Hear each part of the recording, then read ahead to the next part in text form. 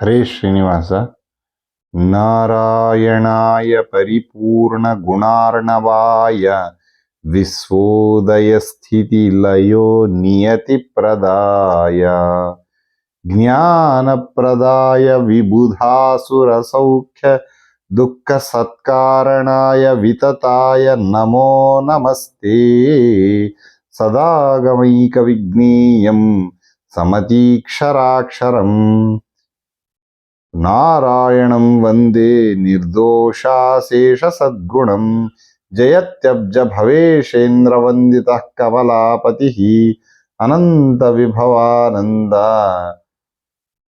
ಶಕ್ತಿಜ್ಞಾನಾದಿ ಸದ್ಗುಣಃ ಶ್ರೀರಾಘವಂ ದಶರಥಾತ್ಮಜಮಪ್ರಮೇಯಂ ಸೀತಾಪತಿಂ ರಘುಕುಲಾನ್ವಯ ರತ್ನದೀಪಂ ಆಜಾನುಬಾಹುಂ ಅರವಿಂದ ದಳಾಯತಾಕ್ಷಂ ರಾಮಂ ನಿಶಾಚರಕರ ವಿನಾಶಕರಂ ನಮಾಮಿ. ಮಂಗಳಂ ಕೋಸಲೇಂದ್ರಾಯ ಮಹನೀಯ ಗುಣಾತ್ಮನೇ ಚಕ್ರವರ್ತಿ ತನೂಜಾಯ ಸಾರ್ವಭೌಮಾಯ ಮಂಗಳಂ. ಅಭ್ರಮಂ ಭಂಗರಹಿತಂ ಅಜಡಂ ವಿಮಲಂ ಸದಾ ಆನಂದತೀರ್ಥಮತುಲಂ ಭಜೆ ತಾಪತ್ರಯಾಪಹಂ. ಅರ್ಥಿಕಲ್ಪಿತಕಲ್ಪೋಯಂ ಪ್ರತ್ಯರ್ಥಿಗಜಕೇಸರಿ ವ್ಯಾಸತೀರ್ಥಗುರುರ್ಭೂಯಾದಸ್ಮದಿಷ್ಟಾರ್ಥಸಿದ್ಧಯೇ. ತಪೋ ವಿದ್ಯಾ ವಿರಕ್ತ್ಯಾದಿ ಸದ್ಗುಣೌಘಾಕರಾನಹಂ ವಾದಿರಾಜಗುರುನ್ ವಂದೇ ಹಯಗ್ರೀವ ಪದಾಶ್ರಯನ್. ಪೂಜ್ಯಾಯ ರಾಘವೇಂದ್ರಾಯ ಸತ್ಯಧರ್ಮರತಾಯ ಚ ಭಜತಾಂ ಕಲ್ಪವೃಕ್ಷಾಯ ನಮತಾಂ ಕಾಮಧೇನವೇ. ಆಪಾದಮೌಳಿಪರ್ಯಂತಂ ಗುರೋಣಾಮಾಕೃತಿಂ ಸ್ಮರೇತ್ ತೇನ ವಿಘ್ನಾಃ ಪ್ರಣಶ್ಯಂತಿ ಸಿದ್ಧ್ಯಂತಿ ಚ ಮನೋರಥಃ. ಹರೇ ಶ್ರೀನಿವಾಸ. ಶ್ರೀ ಗುರುಭ್ಯೋ ನಮಃ. ಹರಿ ಓಂ. In the previous sessions, I was discussing on the topic of Sri Rama Charitrya Manjari, which is authored by Sri Raghavendra Swamy, who is Mantralaya Prabhu, who has given the gist of entire Ramayana in just 11 shlokas. As I was discussing in the previous sessions, he has the capacity to concise the expanded work, or he can expand the concised work. So two things can be done by a very great Pandita like Sri Raghavendra Swamy, which is a simple task for such people. So in the name of Sri Ramacharitra Manjari, I am discussing the topics of main elements of Ramayana, which is given by Valmiki Maharshi. So in the previous sessions, I was just discussing on the topic of Mahalakshmi Devi, how she has appeared, in what circumstances she gave the curse to Ravana, and she has told that she would be the responsible one for his death. So in the last session, I have ended the thing over there. So now in the present session, I just want to go ahead with the topics. What were the atrocities committed by Ravana in those days? Because we should know the circumstances which were the prevailing in those days in the Treta Yuga, which made Sriman Narayana to take the form of Lord Sri Rama to kill a demon, Ravana. So, as a part of his conquest, he was having a habit of challenging the notable people, the noted people in those days. So, he went to a particular king called Marutta Chakravarti. So, he went there, and Marutta Chakravarti was performing an yajna under the guidance of Sri Samvarta, who was the brother of Sri Brihaspatiacharya. So for this yajna, many devatas also have come for this. So yajnas are generally performed for the well-being of the society. So which Lord Sri Krishna also states that in Bhagavad Gita, that the timely rainfall is because of as how the things are explained in science. Lord Sri Krishna also explains the same way, and all these things will happen by mercy, by my mercy, and that mercy can happen through the processes of yajna. In the Treta Yuga and Dwapara Yuga, yajnas were expensive and only which was prescribed for certain sections of the people. But in Kali Yuga, there is no such restrictions. Anyone can perform the yajna, which is readily available. That is called as Sankirtana Yajna. Anyone can sing. There is no need of swara or the tone or the notes or the music. The only element in the Sankirtana is the unlimited devotion towards the Lord, Supreme Lord Sri Hari. So for this yajna, Brihaspatiacharya's brother Samvarta was the mentor for this Marut Chakravarti. So in that place, even Ravana also came. He has invited Marut Chakravarti to wage a war against him. So by seeing this fellow Ravana, he was very mighty. He attained many powers by performing penance towards Lord Brahma. So by seeing this personality, even Devatas were afraid of approaching him. So they all have left, they have taken the disguised form, whereas Indra has taken the form of peacock. Yama has taken the form of crow. Then Varuna has taken the form of swan. And Kubera has taken the form of deer. So this way the Devatas have left that spot. And afterwards, when he was about to wake up to wage war with Ravana, this Purohita, this Samvarta has warned Marut Chakravarti that you are doing this yajna to please Supreme Lord Sri Hari, and you should not wake up in between, you should not get up in between and leave the yajna half the way. And moreover, if you wage the war also, the victory for you is going to be doubtful. This kind of hint he will give to this Marut Chakravarti. So, as a oral thing, Marut Chakravarti will tell him that I am defeated, because he does not want his the dynasty or the regime come to an end. So because of his intermittent performance of yajna, so afterwards when Devatas took this form, different forms, then these Devatas have awarded some boons to that particular family of birds or the creatures. The number one, for example, Lord Indra, the god Indra, he has given the boon to peacocks, making their feathers to have a lot of eyes and making them to look beautiful. And when it rains, the peacocks will open up their feathers. The scene will be very beautiful in nature. So such boon is given by Indra to peacock. And these peacocks will never have the threat of snakes. And coming to the Yama, so he has given some boons to crows, stating that earlier because of crows, like today how we are having the viruses, bacteria, we were having the problem with the crows also in those days. So after this, Yamadharmaraja has given a boon to the crows that they will hence be no more a disturbance to the mankind. And in his place, the Yamanagari, Yamapuri, whoever are the people, if somebody is offering a food as bali to crow, his particular section or his particular relatives will not have the threat of hunger in the Yamaloka. And Varuna has given the beauty to the creature of swan. So like this, many devatas whoever have taken the different forms have given boons to those particular creatures.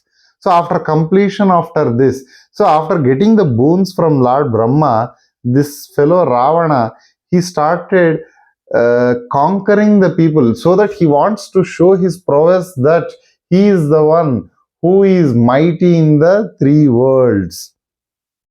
So he goes to the Ayodhya king by name Anaranya. So both of the, he invites this again, as it's a habit for him to challenge everybody.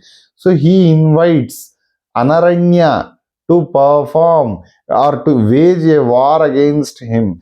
So Anaranya and Ravana fight each other very severely, very ferociously. In one particular stage, Anaranya will lose the hold and he will take a huge blow from Ravana. And further, Anaranya will curse him. Your death will happen in the family of mine, that is this Raghuvamsha, Ikshvaku Vamsha, Surya Vamsha. A person who appears in this will be responsible for your death. So this kind of the situation has to be built for the Lord, Supreme Lord, to appear onto this planet. So in the previous instance, Shri Lakshmi Devi has told she will be the indirect cause for his death. Here, Anaranya has given a curse stating that the person from my family will be responsible for your killing. So this kind of situations are built over there. So again, Narada, he in turn again instigates Ravana. So if you are able to conquer Yamadharmaraja, who is the god of death, you have won over the death.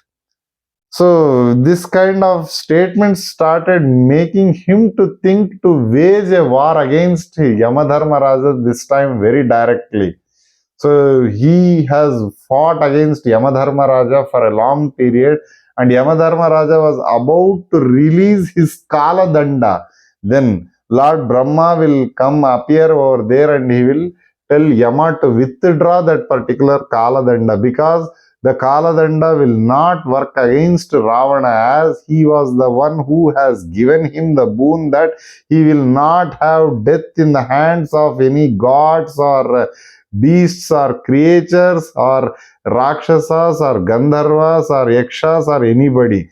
So if you use this, Kala Danda will not have the value. So please withdraw that Kala Danda. Then Yamadharmaraja has withdrawn that, and he thought that right now he cannot be in a position to kill Ravana. So from there he disappeared over there. So again, Ravana went into Samudra, Samudra, and from there he went into Rasatala. So, and from there he went to a Bhogavati Nagara, and there he fought against Vasuki and against all other Sarpas. So against the Nagajatis also he has now won the war. And again, from there he went to a place called to a place where Nivata Kavachas were residing. They are also Asuras, they are also Rakshasas. He started fighting a war against them. Again, their Lord Sri Brahmadeva has come and he has pacified both the people, both the teams. Ravana cannot be able to kill Nivata Kavacha. They will be killed only by the common man. And again, Ravana also cannot be killed by these Nivata Kavachas. So both of them cannot have the victory one over the other. So Brahmadeva has asked both the teams to have the friendship. So from there, he went into the Varuna Loka. From there, he was about to enter into the Ashwanagara. From there, he saw one particular Daitya or particular demon family called as Kalakeya. He kills his own brother-in-law in this process. So from there, he went to Varuna Loka, and on the way further to Brahma Loka, he was obstructed by the sons and grandsons of Varuna Deva. And again, Ravana was able to defeat all these people, all these gods. So again, when he went for Digvijaya Yatra, he saw many beautiful girls from various families like Devata Stris, then the women who were married, the women from Rishi families, the women from Nagas families, and from different families. He has kidnapped, he has abducted all of them, and he has placed them, all of them, in the Pushpaka Vimana, and they started cursing him, stating that because of a woman only your death is going to happen. So till that time, the glow whatever was there, the glory whatever was there in Ravana's face started slowly degrading.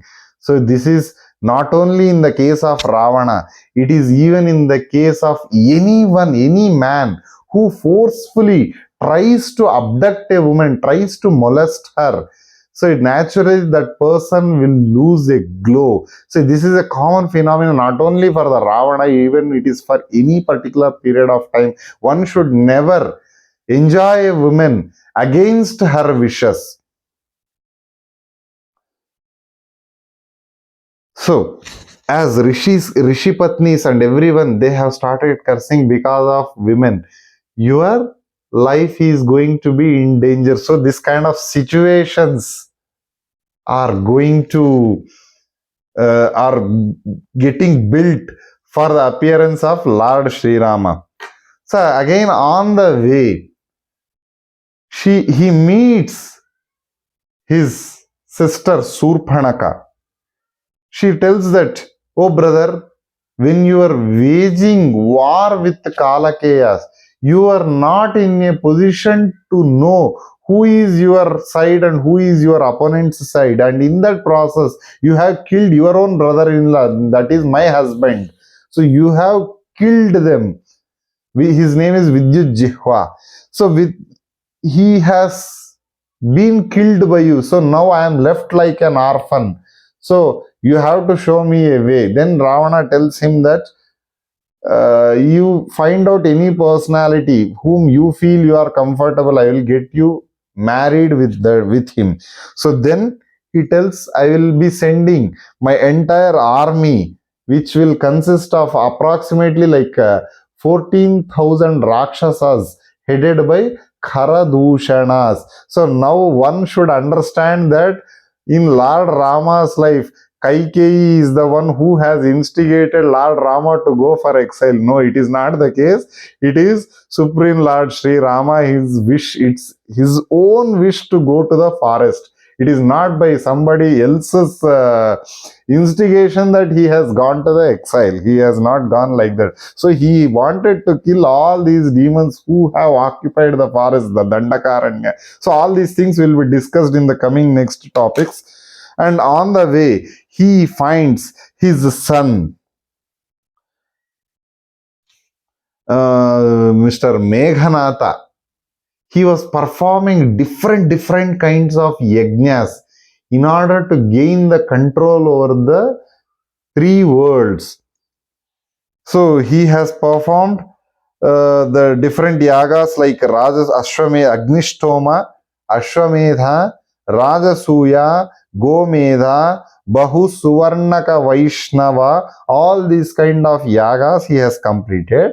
And the next one, the seventh yaga was in which he wanted to please Lord Shiva, and by that he wanted to attain the boons to get the Radha in which he will be invisible by his opponents when he starts waging the war, and his quiver or his bow, the quiver in which he places all his bows, and it will never become shortage. So he will never be left short of any weapons. So these kind of different boons he was trying to get.